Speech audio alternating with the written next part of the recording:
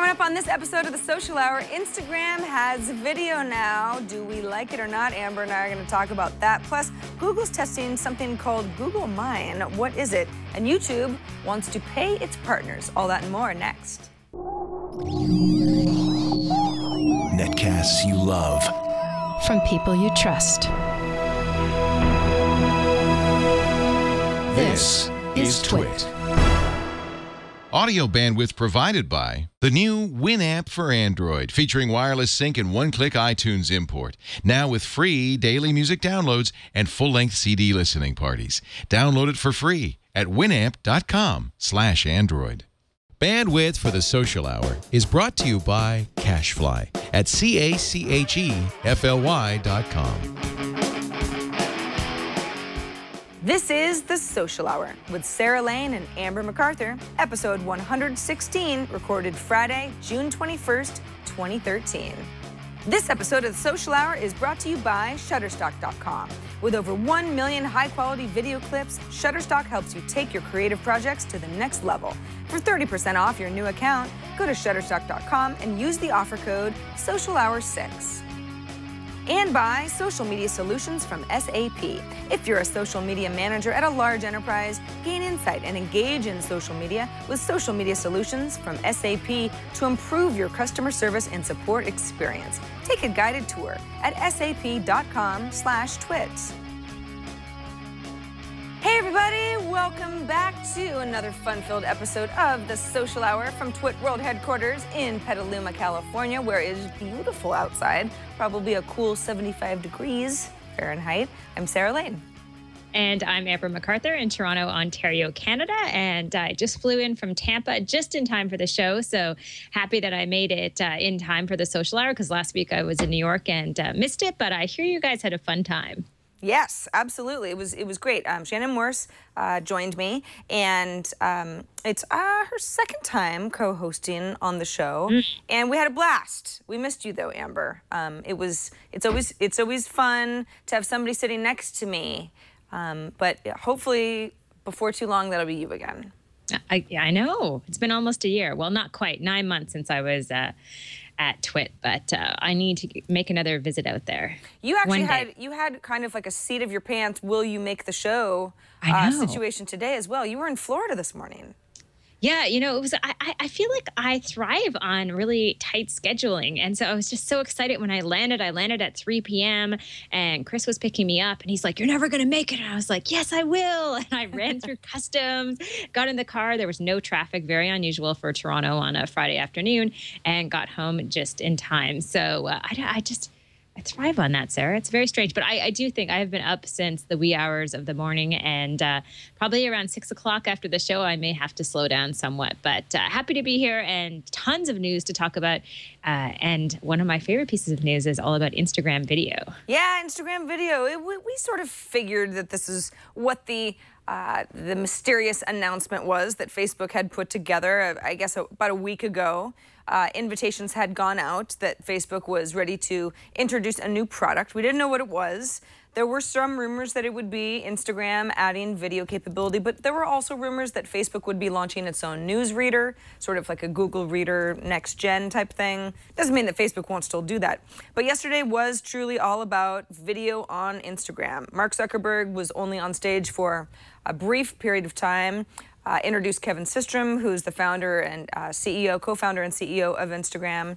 And he was really the guy who walked us through what has changed on Instagram.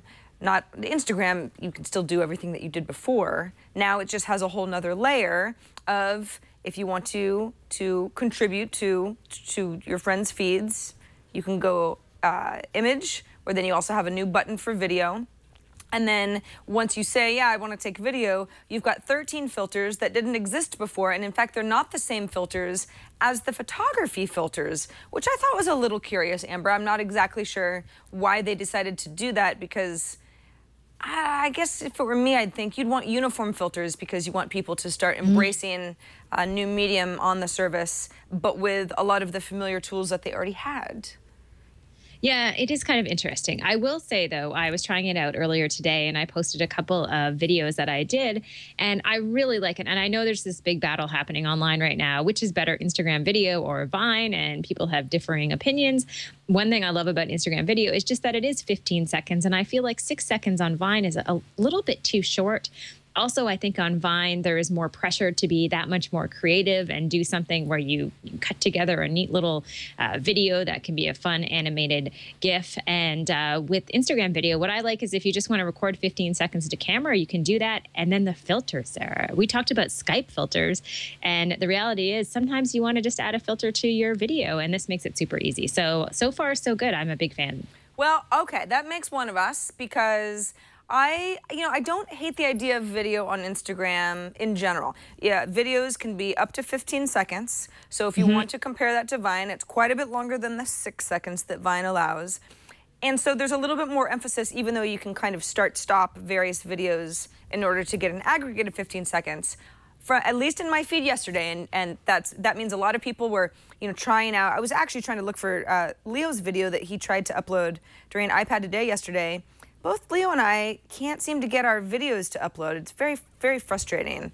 Let me think of who. I'll go to Scoble's page. User's private. Oh, that must be Robert Scoble. That's weird. I just did too, and it was fine. But I was doing it with the Android app. I don't know if maybe iPhone users had. Entrepreneur is pretty busy. Lots of long days. There you are. The reality is when you have 45 minutes or an hour like this to sit rough by the life, Amber. Rough life. It makes it all worthwhile.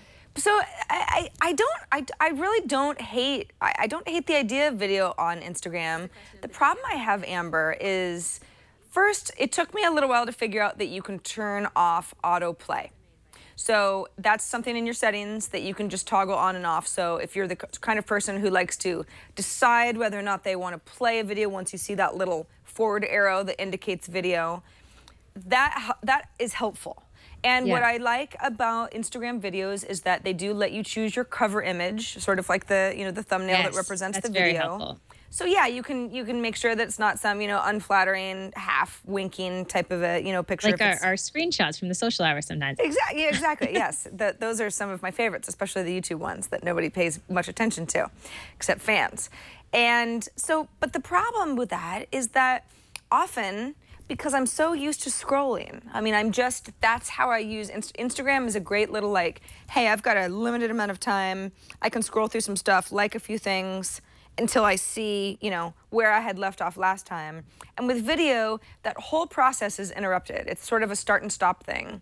And I think also with the cover photos, if something is, let's say it's somebody's pet.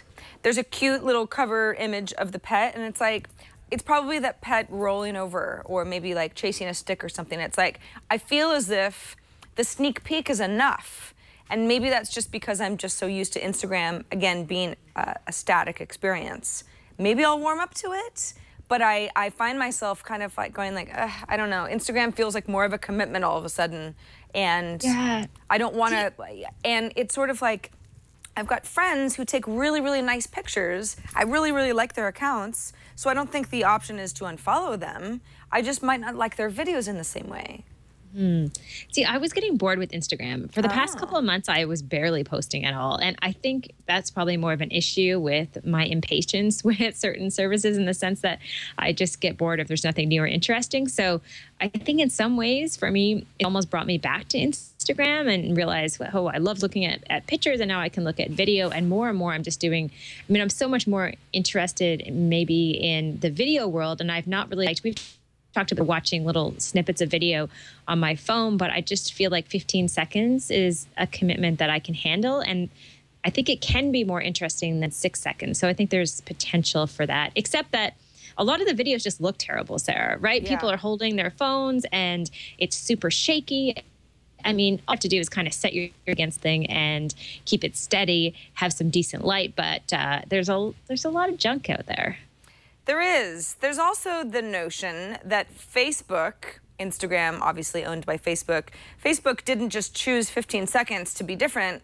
They chose 15 seconds because that's a sweet spot for advertising. There are a lot of advertising spots that are created for television that are already 16 seconds. And wouldn't it be nice just to say, hey, we've already got this video. Maybe then, ooh, that's a different story, Ryan. We're not quite there yet. Maybe we just say, okay, now we'll give some of these spots to Facebook as well and give them some of our precious advertising dollars. Now, that's not happening yet, and that's somewhat speculative, but we do know that Facebook does plan to have video-based advertising on the platform later this year. In fact, we just heard earlier this week that that had been pushed out a little bit to more like September. But it is coming, and I do see something like that happening on Instagram, and the 15-second mark just makes it easier for a company who's got some sort of a campaign, branded campaign, to say, well, we don't have to do anything extra if we want to advertise on Instagram. We've already got the spot created, and look, they can now handle the medium. So that's something to think about, how Instagram's going to change moving forward. And again, videos don't have to be 15 seconds if you're just a user. And you don't have to use videos at all. In fact, I would encourage us all to only choose video when it's really warranted.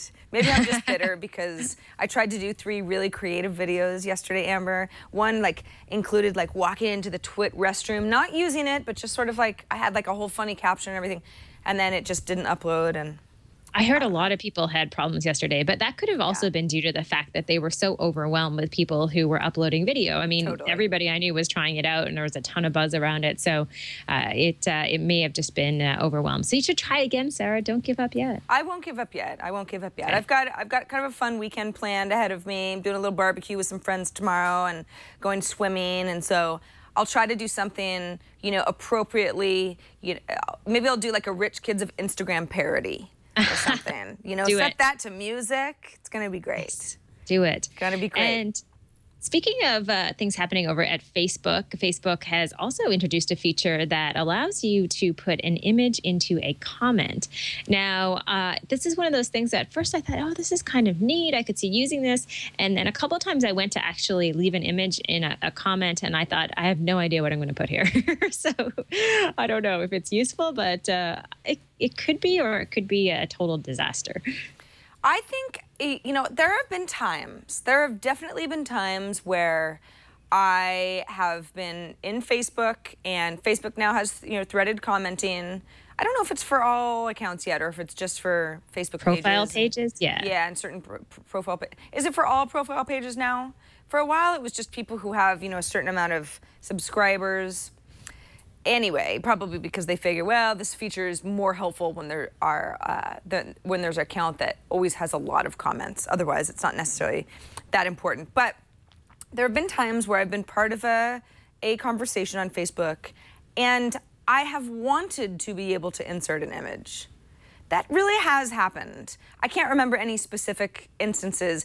Maybe it was a funny little thing, put up, some sort of a lolcat thing that was somehow contributing to the conversation. So I have wanted this feature here and there, but it's not as if I'm losing any sleep over it. And the article on the Next Web that points out why this might be a bad idea is, people posting offensive images or derailing threads, or it just kind of becoming sort of a juvenile thing, and sort of making the whole comment thread look messy in general. I can see all of that making this option less than ideal. Yeah, and not to go back in time with our rundown as far as stories, but it just made me think with Facebook how they have rolled it out just to certain users or profile pages. And then I think back to Instagram video. I do love how Instagram rolled that out to everyone, and it was available, I think, pretty immediately as both an iOS app and an Android app. But again, with Facebook, I'm not sure when they roll new things out, why they have to make it so complicated where some people have it, some people don't. I mean, it's all this sort of soft rollout all the time. Anyway, that's my rant. But nonetheless, I don't know. I haven't seen anyone really put it into practice where I thought it was super useful. But I think you're right. In some ways, it does make sense at certain times. Just not a lot. I think it also is going to, right now, let's say I have a post to my friends on Facebook. Well, only my friends are going to see it, so the conversation is limited to them. But I do a fair amount of public posts on Facebook. If I am talking about the latest episode of The Social Hour, or, you know, I5, or there's an article that I'm thinking, like, this could just be for anybody who's subscribed to me, not just my friends. I have my settings currently right now, and sometimes it doesn't work to my advantage, so anybody who's following me can comment on that.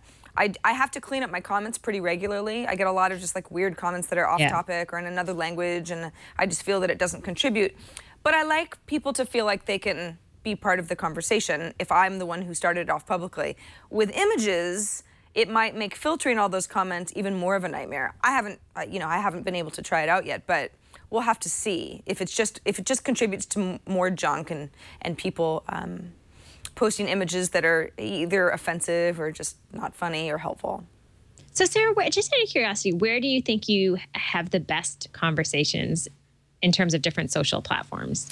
That's a really good question. I posted a couple things this morning on Twitter, and I mean, nothing too amazing, but I was like, gosh, where is everybody? You know, just kind of the general, you feel like you get a certain amount of volume when you talk about certain topics. I feel like Twitter for me is kind of dead lately.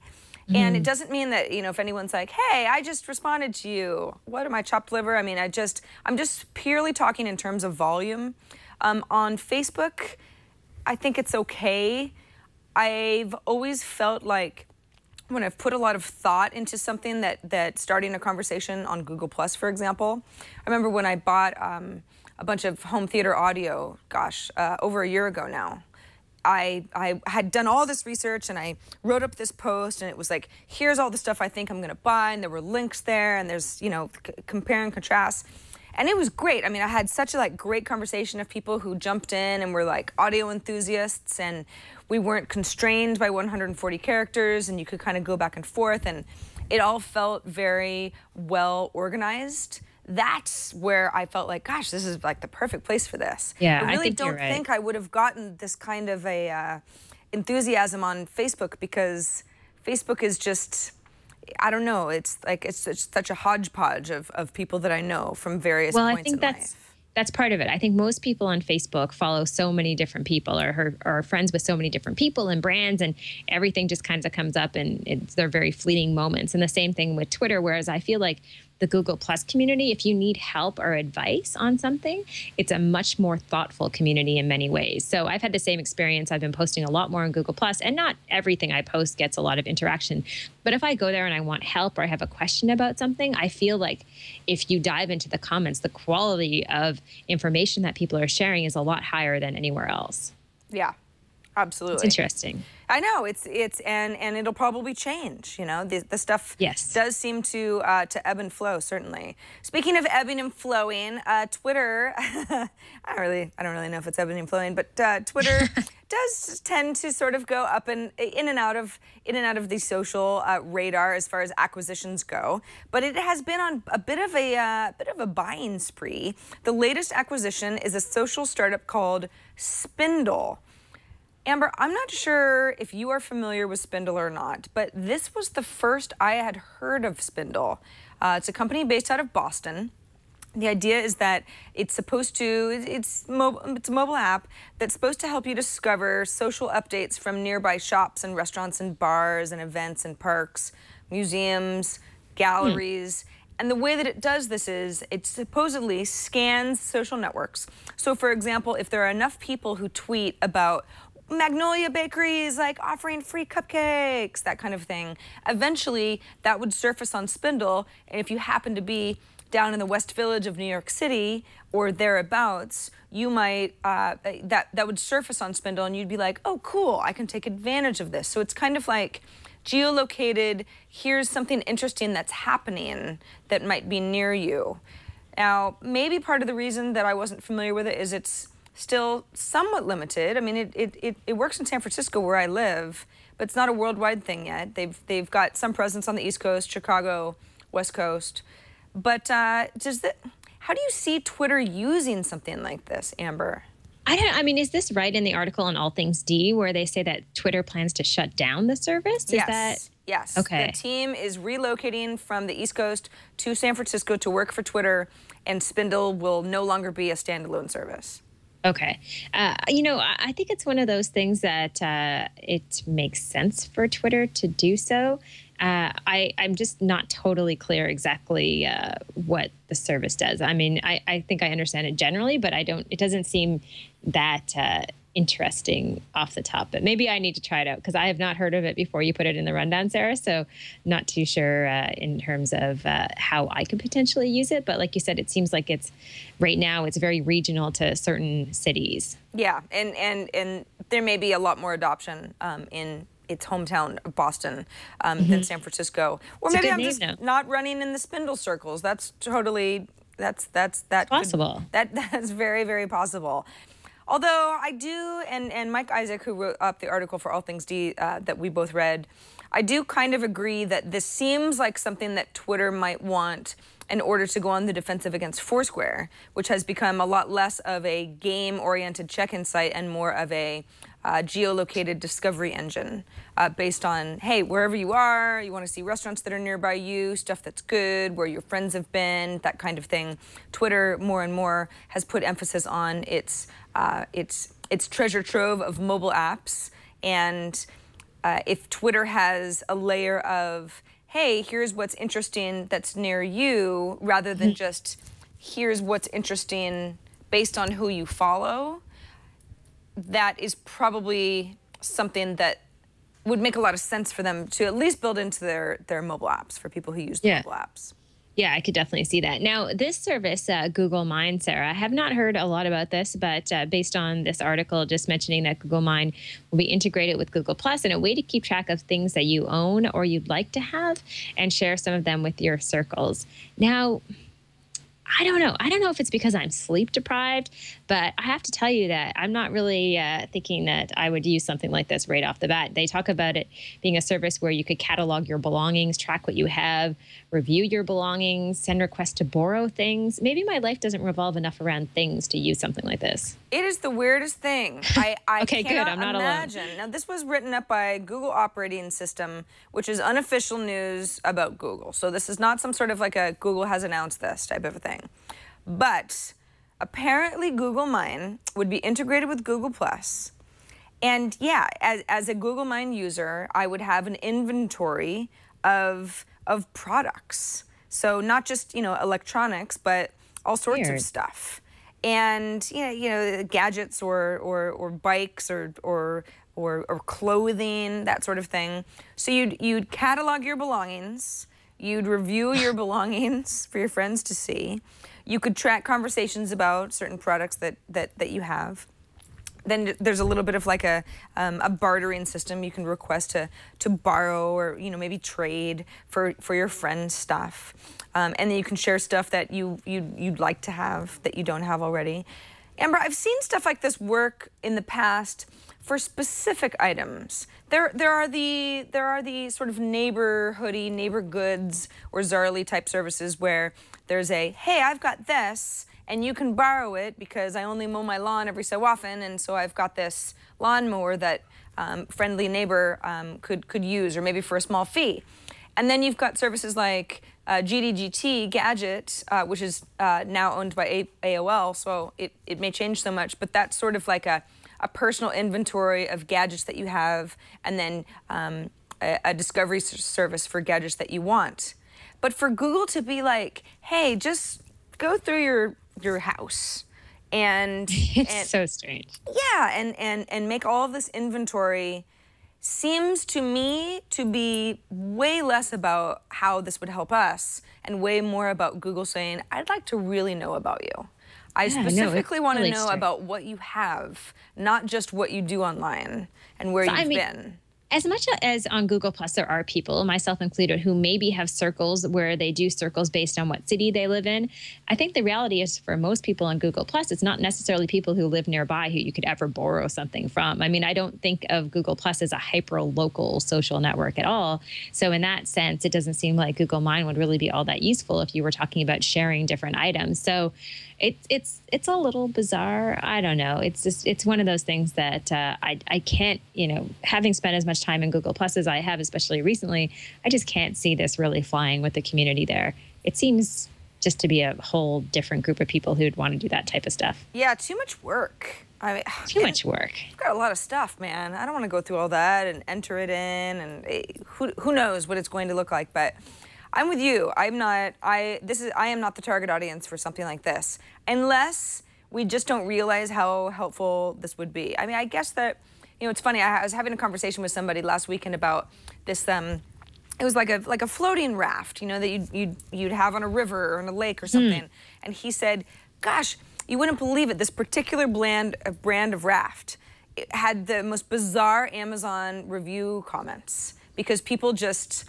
It's like they take it really seriously, and there were certain things about the raft that people liked. It's like all it's supposed to do is keep you above the water type thing, and it had kind of just devolved into this sort of crazy conversation about floating in a pool, and maybe there's a little bit too Google mind here where they say people get really passionate about the things that they have or things that they've bought and they want to share it, and maybe that's where we're all supposed to go.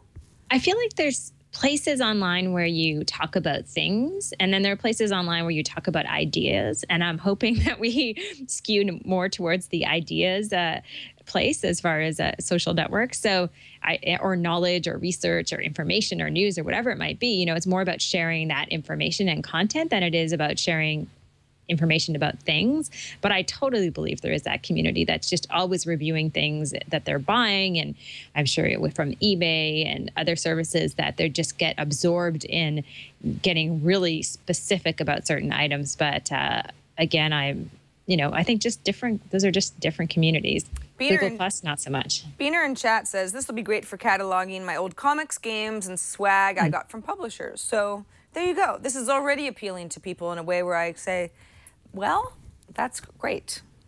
I feel like nice. It depends on how many comics you have, Beaner. To me, I'm like, ooh, it sounds like a catalog nightmare. But that's like a lot of work. But maybe we have enthusiasm for different things, and that's fine too.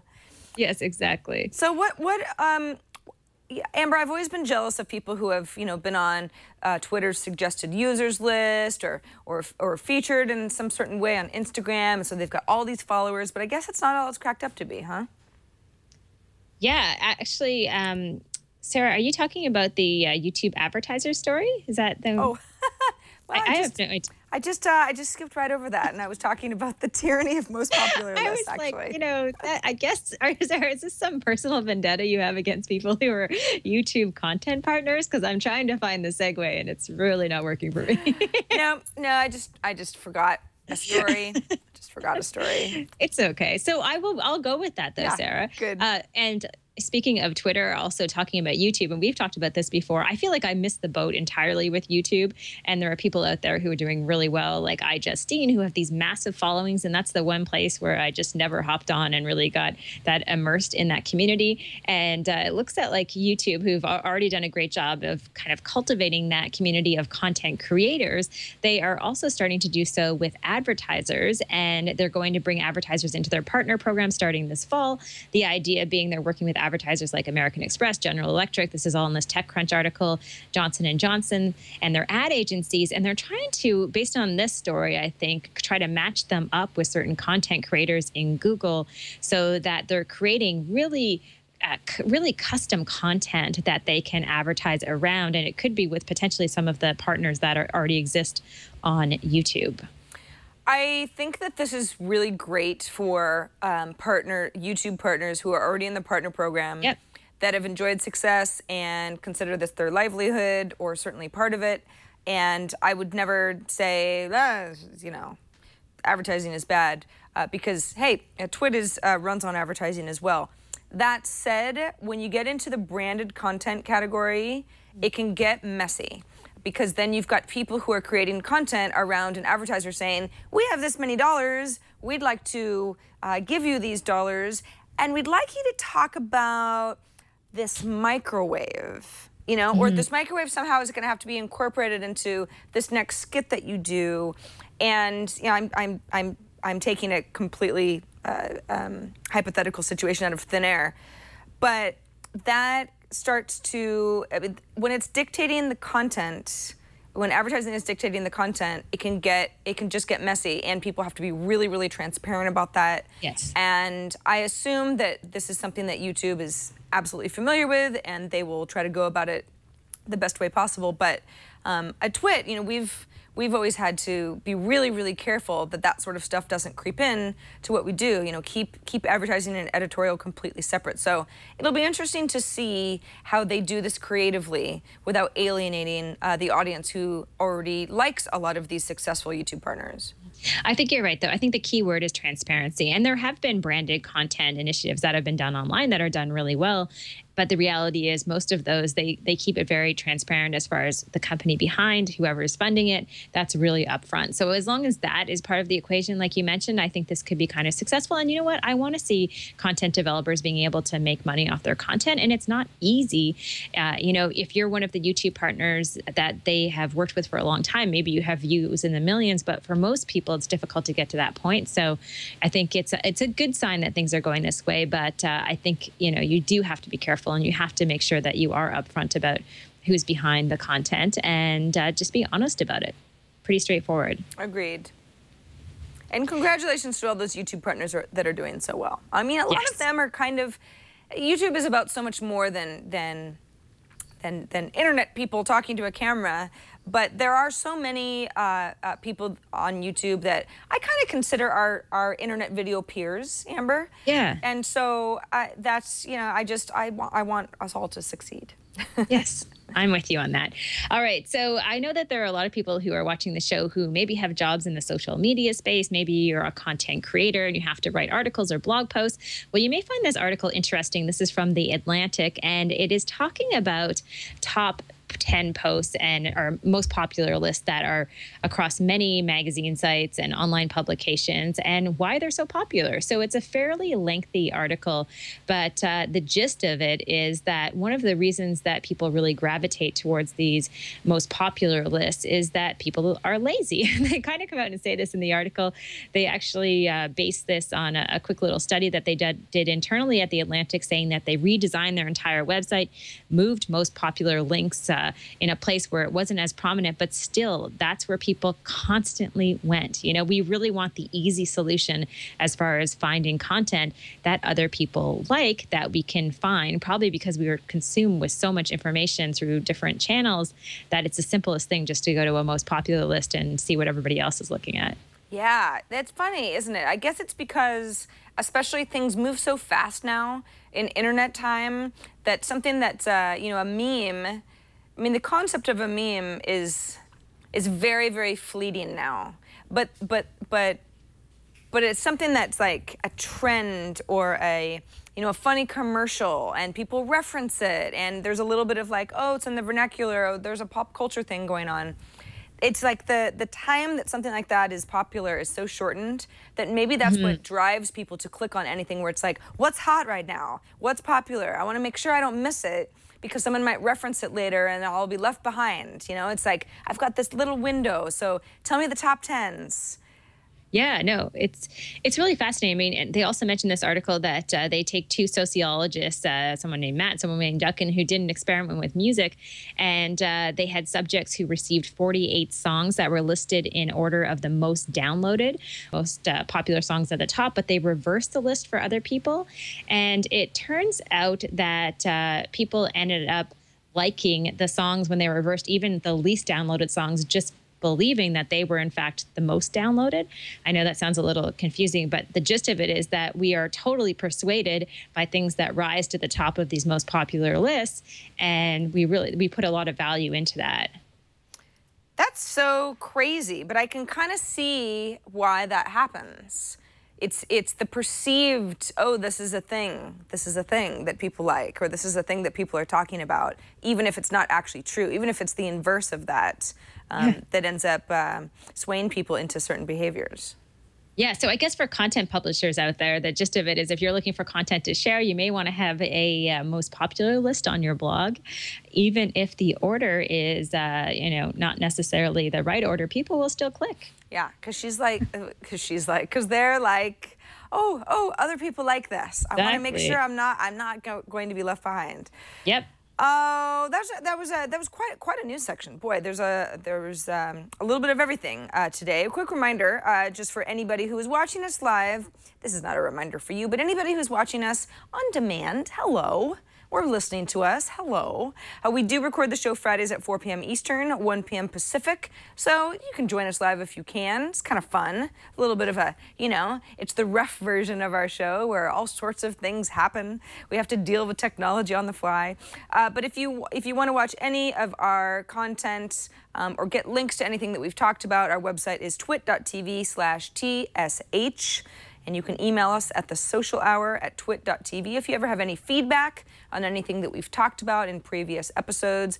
If you want to subscribe to the show, last week was Shannon and I. If you haven't watched that show, it was a lot of fun. We talked about all sorts of, gosh, I don't even remember what we talked about now. It was good though. There was a shopping thing. I remember that part. Oh yeah. Stitch Fix. That was the highlight of the show for me. But as you can see, we talked about all sorts of stuff. We got the links in there too, so you can follow along as well. Okay, so we've got a little bit more social tips. We've got some spotlights for you. Before we go any further, let's take a moment to thank Shutterstock for sponsoring this episode of The Social Hour. At Shutterstock.com, you can find the perfect image or video for your next project. We have a lot of creative people who watch The Social Hour. Maybe you're involved in putting together, some sort of a cool company website, or maybe like a video that describes what your service does, and you need media.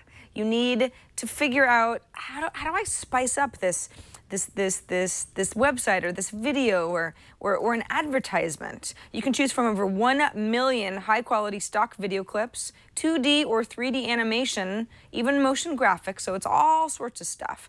And they have clips in a lot of different formats. So don't worry if you're thinking, well, I have something very specific and I worry that none of these videos are going to work for my project. They're designed actually to work with a variety of different projects. You need a video. Yeah, we're looking at cat videos right now. You need a very specific video of a cat, chasing after a feather. I mean, Shutterstock has that stuff. In fact, if you do searches, you can search by topic, but you can also search by, sentiment, happy cat versus sad cat, and there's colors that get involved. I mean, it's really kind of fun to do image video searches for this stuff, because you end up finding happy family we searched for here. You look at all these happy people. You end up finding stuff that might really work that maybe you didn't even realize was out there. You didn't realize, oh, that's actually perfect for us.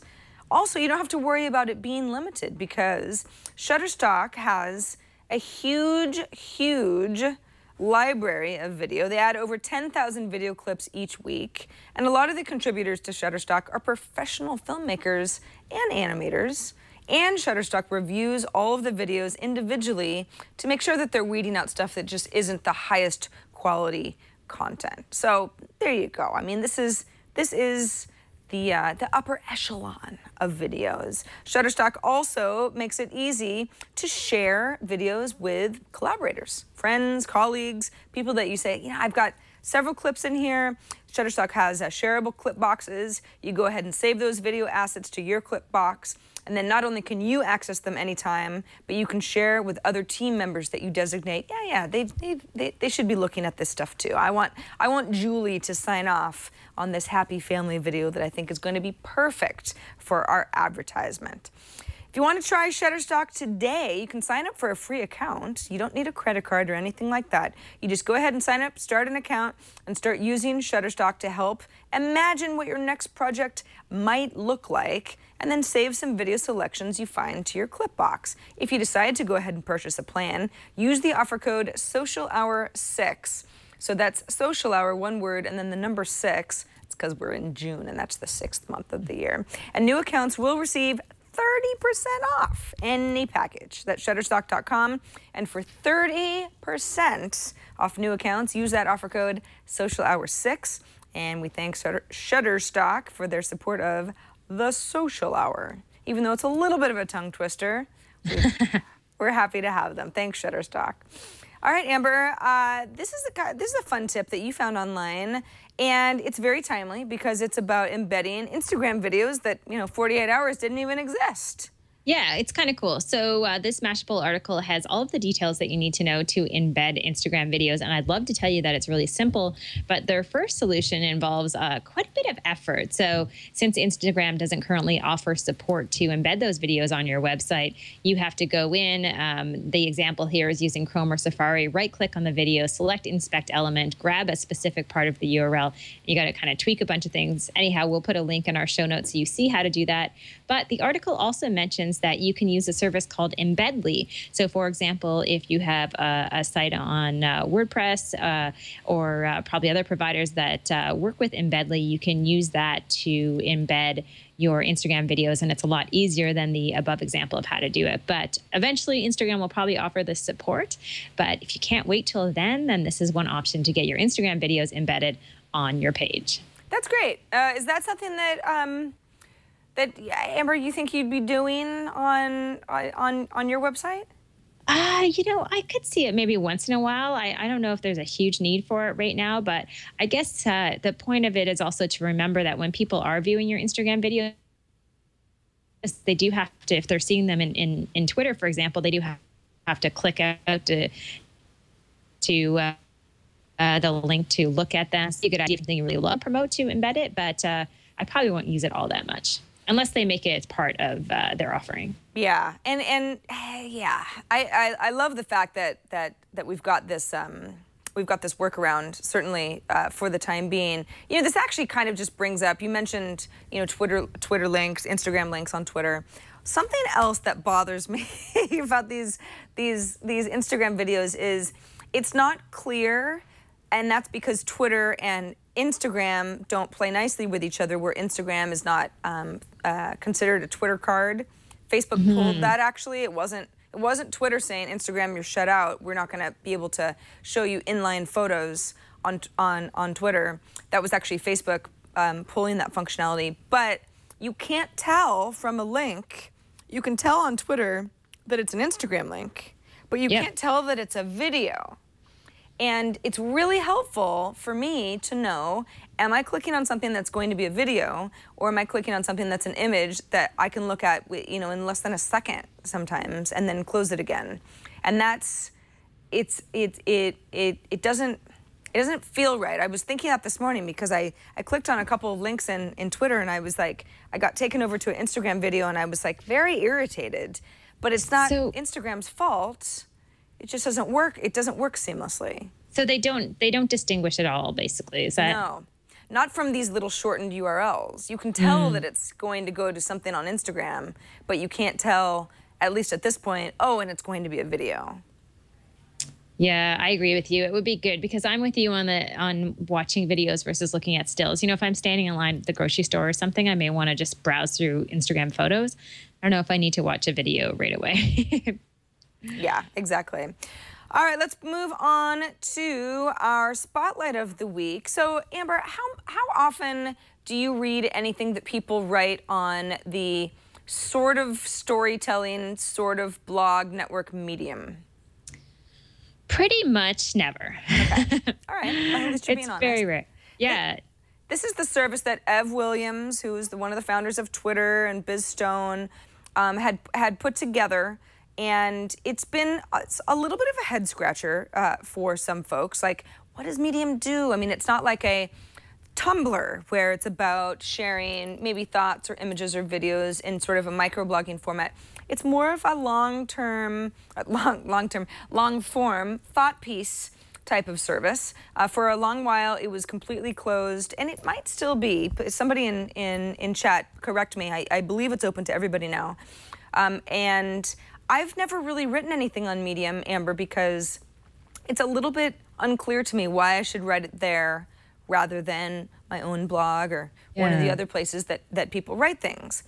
But it seems to be gaining a bit of steam. I find that I have a pretty big number of my friends who have at least written something on Medium a couple of times. In fact, somebody I know had a Medium post that he had shared via Twitter, and I read it and I was like, gosh, he's a great writer. I'd never seen him write anything anywhere before. So it might be one of those services that's good for people who aren't daily bloggers and maybe feel passionately about something here and there. Well, our spotlight this week is called Untedium. So it's the URL is a little bit weird. It's rdng.ly/untedium. We will have that link in our show notes. But the idea is that when you log in, and I've gone ahead and used my my Twitter credentials to log in to Untedium, what it does is it surfaces articles written on Medium that are people I follow on Twitter.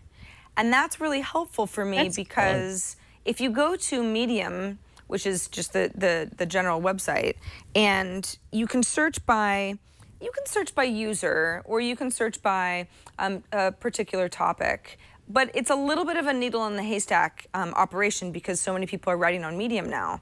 So I've got Veronica Belmont. She had written a really interesting piece about how her gaming priorities have shifted.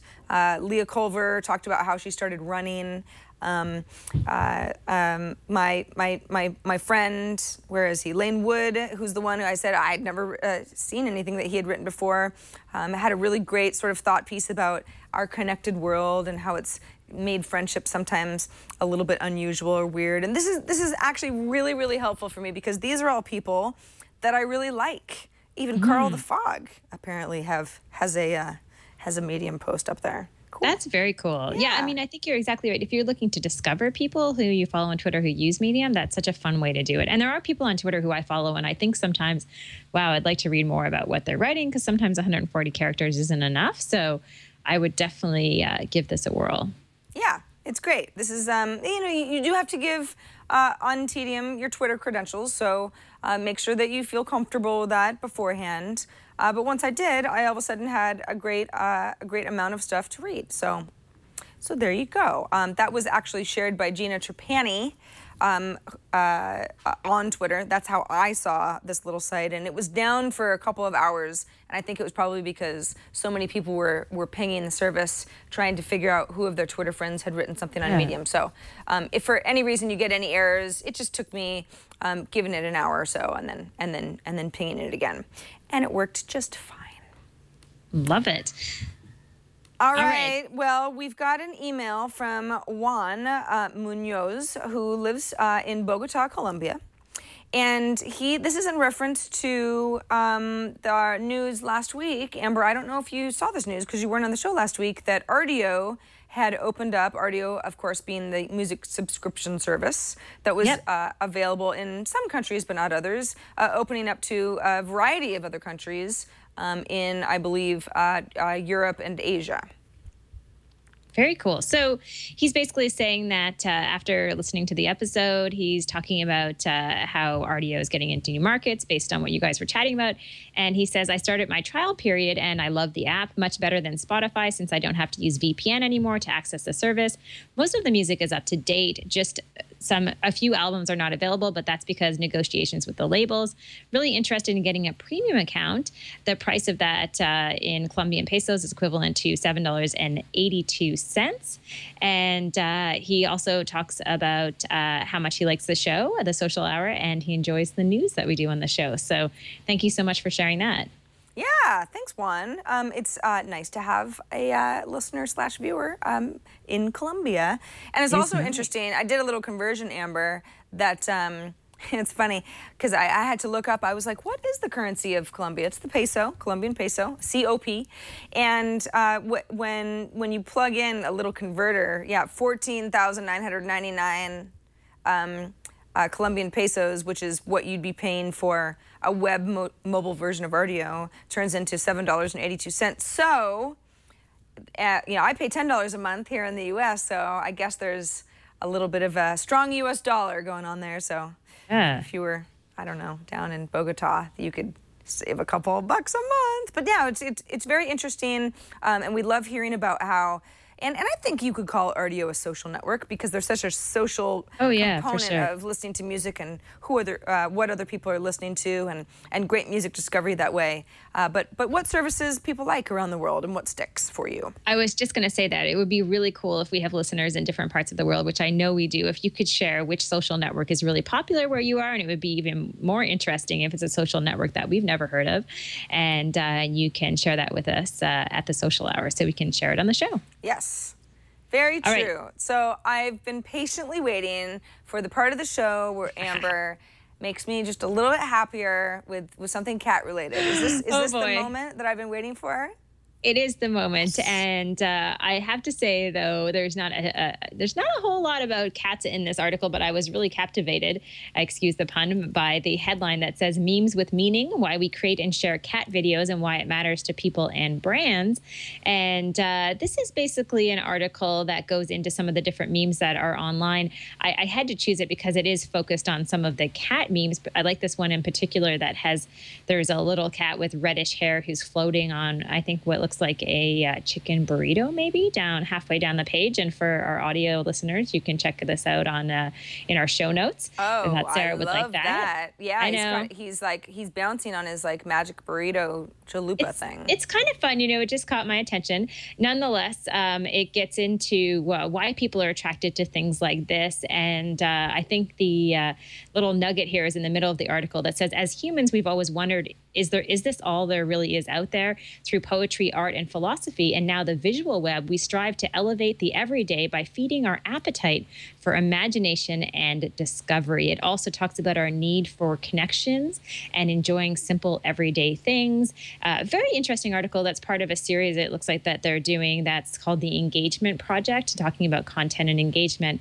But, just focusing on why, just getting to the root of why people are really fascinated with cat memes and other memes. Sarah, you would know more about the cat thing than I do, of course. Yeah, I mean, I think it's one of these funny things that, yes, I like cats, so it's all it's very convenient for me to just sort of go crazy about cat memes and videos and Grumpy Cat and Maru and all of that stuff online, but there is something about this, right? I mean, it's not just because cats are so interesting. It's not always cats either. I mean, you've got dramatic chipmunk, or you've got I don't know, I can't think of anything else besides chipmunk and cats. What about the double rainbow? Yeah, exactly. And there's something where it's like a collective, either "aw," or "that's funny," or "that makes me mad," or "that guy's crazy," where it is reaching out to the universe of other people that could also have access to see this piece of content that I'm seeing, that I'm absorbing, and we all feel somewhat connected to each other. I mean, at the very root of it, as silly as a lot of this stuff is, that is what's going on, and I think that's why you find that there are whole communities that are built around, these things that are actually very funny. Not just the people who decide. Sorry, Maru jumping into boxes is very distracting. I mean, how could that cat not be a superstar? Look at him. But that's. It's those people that you kind of go like, oh, what a cool guy who's putting all of this out there into the world. I follow all these Facebook accounts of people who I consider absolute saints, who have these special needs pets, and there's this whole community built around it, and for the most part it makes people act in positive ways. I think you're right. It almost feels like we live in a world where we have the maybe loneliest people that have ever been alive in our history, and also the most connected people. And I think in some ways, some of these things help those people who just want that connection, right? Just want simple things and to enjoy just funny little mundane things like cat memes. I'm even starting to like cat memes, Sarah. I don't know. Now I'm like searching for cat memes, and now I see their innocence. I see their charm, and I'm getting sucked into the world of cat memes. Yeah. Welcome. See? Welcome. There's no turning back. It's like the Hotel California, you can check out, but you can never leave. Yeah, I'm Nope, feeling that you're way. here for a problem. life. Yep. Reminder, international people, people in the US, people in Canada, that covers it between Amber, me, and all of you. Unless you are from where Lil Bub is from, and that's outer space, a distant planet. We do love hearing from you. We mentioned, we'd love to hear about the kinds of social networks that you find the most helpful or the most interesting or that seem to be catching on regionally. Absolutely, because there are things that matter to people based on what you do and where you live, and for example, a social network like Spindle that Twitter just acquired. Amber and we have basically no history, no experience with Spindle, and maybe you do. And there's so many of those other things out there too. So we do want to hear from you. You can always write us at thesocialhour@twit.tv. You can leave us a voicemail at 2626 SOCIAL. We're not going to answer, but that is our little Google Voice voicemail box. So you can leave us a note, maybe a question or a comment. Or make us an Instagram video. Or an Instagram video, absolutely. Tag, I guess Amber or I or at Reply Us so that we see the video because, it's funny. We talked about this on iPad a Day yesterday, Amber. Somebody in chat said, well, what's the account that we tag? And Leo and I said, well, we don't really have an iPad a Day account. I guess just tag us. So I guess that's kind of how you and I operate on other social networks. So yeah, if you want to send us a little 15-second video, we know that you won't be able to go long because it can only be 15 seconds. So it'll keep things nice and brief. Or record a video anywhere you want. If you're some sort of an Instagram hater, that's okay. We understand. You can record the video, upload it somewhere, and send us the link, and we would love to feature you in a future episode of The Social Hour.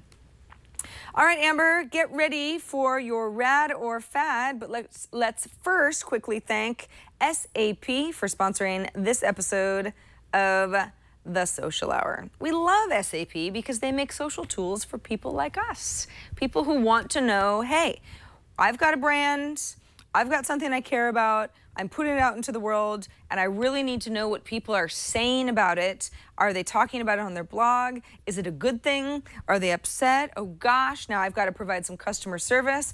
People are going crazy on Twitter about this new product that we might have put out, or we're talking about our service.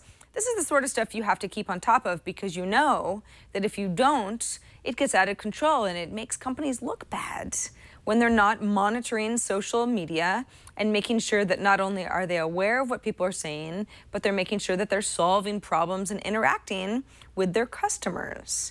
With social media solutions from SAP, large enterprises can listen and engage with social media in a systematic way. I mean, it all has to start systematically or you're going to get buried. There's a listening component that searches the social web in a smart way, intelligent way to know what are people saying about my brand. You can capture reports on conversations using relevant terms.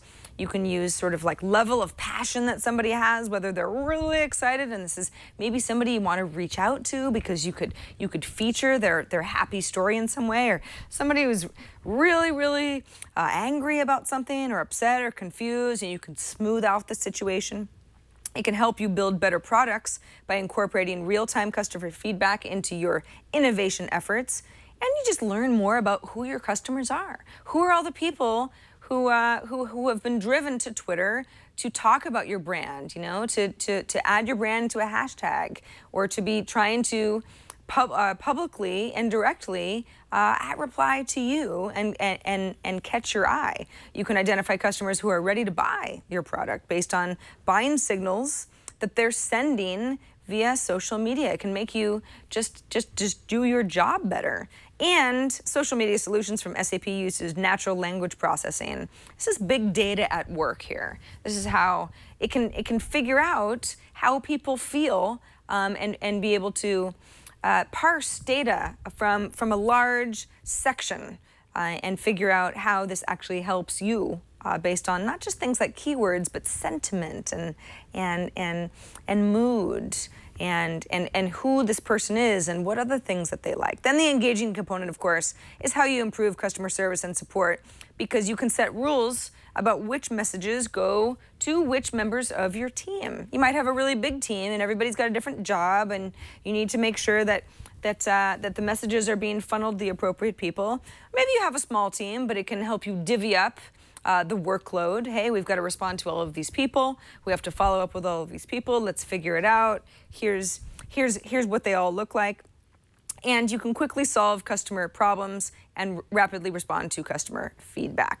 Social Media Solutions from SAP gives you more than marketing, a lot more than marketing, because you can improve your customer service and support experience. If this seems like something your business could use to their advantage, go to sap.com/twit. And you can take a guided tour there. There's a lot more information than what we have time to talk about, but hopefully you get a little bit of an idea of what you might be able to use with Social Media Solutions.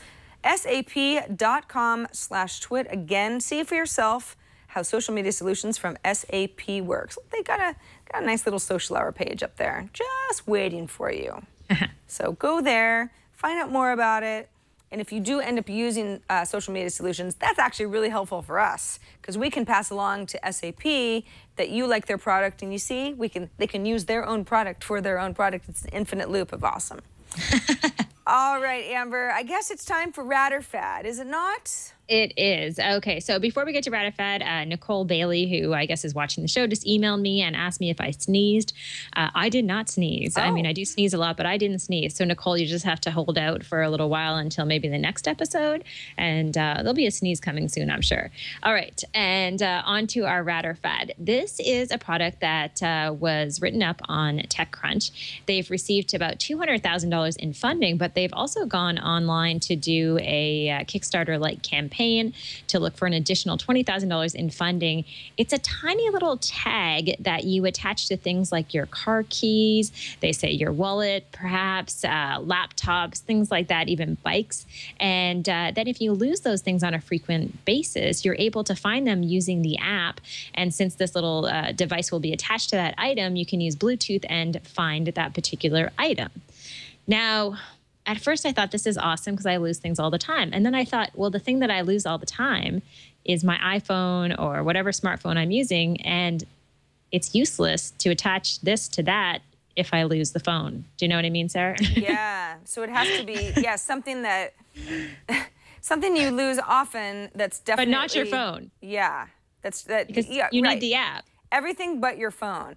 You know, recently on TNT, we had talked about it was a type of luggage that was being built by, I don't know, some company that does luggage. And it was with like a location chip built into the luggage, so that if an airline loses your luggage, you'd be able to figure out where it had gone. And we all sort of went, yeah, that seems pretty great. And anybody who's had their luggage lost knows that if you could just figure out where it was sooner than later, you know, it's a huge weight off.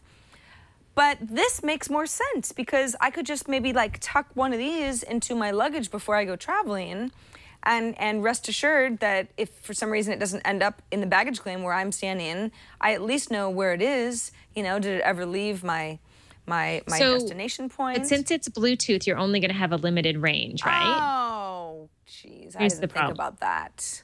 Yes. Now, they say that there's a crowdsourced element where that other people who have the app installed, they could potentially be near your item and they could get a notification that could then help notify you about where that certain item is. But that would only work if there was really a mass audience of people who adopted this service and got the little tags in the app as well. So I do like the idea, but I don't think it's perfect yet. Yeah, I think the Bluetooth is extremely limiting.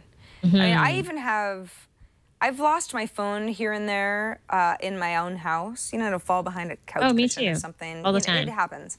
And you can, on Find My iPhone, and please let me know if Android has something similar, probably does. I can have the phone emit like a high-pitched noise. If for some reason I don't have an easy way to like call the phone, I don't have somebody where I'm like, can you call my phone? You know, or maybe the phone's on vibrate. and so I can locate it. I mean, I don't know how much better this would be than something like that, because you have to be so close. Well, here's the thing. So it will also emit a noise, like a beep. Now, I think it would be cool for car keys. Like, I could see that's where it would work really well. You permanently attach this to your car keys, and then I'm most often losing my car keys somewhere where, you know, I'm not going very far. So I think that it could be useful in that respect. But as far as the other items, I'm not too sure. And the crowdsource piece, I can see that taking a while for that to ever really come into play, because they do need that critical mass. But I think it's rad. It just needs some improvement. Yeah. The concept is very rad. It's sort of like I could see having these little chips on a variety of things, and then when I really need them not working for some reason. This is the problem with technology, right? As soon as the battery's dead on your phone, you're doomed and you're lost. So it's not a perfect solution. Yeah. It's got legs. Yeah. I think eventually we'll live in a world where pretty much anything that you lose, you can be like, bloop, bloop. Ooh, I've got an app for that, and it's at, you know, the ice cream shop down the street type thing. I would like this for articles of clothing, Amber, because you know how, and I don't know, obviously this exact product would not do well, like attaching to your underwear or anything, but you know how after... Well, where are you going with this, Sarah? Do I need to save you? I'm going to bring it back. I'm going to bring it back. How, and it can't just be me. I will, you know, buy like 10 pairs of socks once a year, and somewhere in that year, you know, 7 of those socks like loses their mate, and drives me insane. And it's like, I'm not like flippant with socks or anything, you know, or I go and visit, you know, a friend, and I leave a belt, but I didn't realize that the belt was there, and maybe the friend thinks that it looks like her belt, and so I never see it again. It's like, there are definitely things that I feel like I lose on a regular basis, and I would love to just have the option to figure out where those things are. Yeah. This is not that solution, but at least we're going in that direction. Yeah, I think for me, definitely the car keys. I could use it for car keys because I lose those a lot. But I think I would try it for that, and I can't really see using it for anything else. So is it rad or fad? I think it's kind of rad. I think it's kind of rad. Yeah. It needs to be fleshed out, like you said, a little bit more. And I don't think it's a fad, because I think, to your point, this is something that's probably going to evolve. The technology is just going to get better and better all the time, and there'll come a time where anything we lose, we will be able to find. So it's definitely not a fad. It's kind of the beginning of using technology to find lost things. It's kind of like technology contributing to the fact that we're all a little bit more multitasking and scattered on a regular basis. I mean, I am so confused as to what I'm doing half the time when I walk into a room these days, you know, or last night I had like half an hour to charge my phone before I had to go out for a while. And it's like, I kept like going to grab my phone and plug it into my charger in the wall, and somewhere between then and here, I would do all these other things, and I kept sitting down and going, oh my gosh, I have to plug in my phone. Why can't I keep doing this? And then I'd like see my iPad, or there'd be something else. I mean, I'm an absolute wreck, Amber. I mean, I'm lucky to be getting to work every day, because there's so many distractions. I know. Get to work, get in front of the camera, stay there, go home. Right. That's all you need to do. Don't leave your clothes places. Exactly. If you just follow those rules, you'll be okay, I think. All right, good. So it's rad, and you know, we'll check in with this lose everything and find it again technology, because I think it's just the beginning of something pretty awesome. It is. It is. But that is it for this edition of the Social Hour. We are at the end of our hour. In fact, we gave you a little bit extra. Thanks to everybody who watches and listens each week. A reminder, we are live Fridays, 4 p.m. Eastern, 1 p.m. Pacific. Our website with subscription links, if you'd like to be able to just auto download the show every week without even thinking about it, all for free, of course, is at twit.tv/TSH. And you can find Amber and I on a variety of social networks, chatting up a storm between now and then each week on Twitter and Facebook and even Google+. and Instagram and Vine and Instagram video, all of that good stuff. Everywhere. Amber, do you have anything awesome coming up in the next week before I see you again? Not so much, actually. I'm looking forward to not traveling for a few days. So I'll be happy to catch up on some sleep, catch up on some work, and just enjoy a fun weekend at home. Awesome. Well, I look forward to more Instagram videos from you. And I'm going to try to turn my attitude around about the service and find a way that it can be more fun for me. We have big expectations now, Sarah. Yeah. I think honestly, I think part of it is everybody had to put up a video or two yesterday. Yeah. And a lot of it was just like, does this work? And so I saw too many of those videos and was like, oh, Instagram's ruined forever. I'm sure that's all going to die down. Yeah. So, all right, everybody, thanks for watching. And until next time, have fun online. See you soon.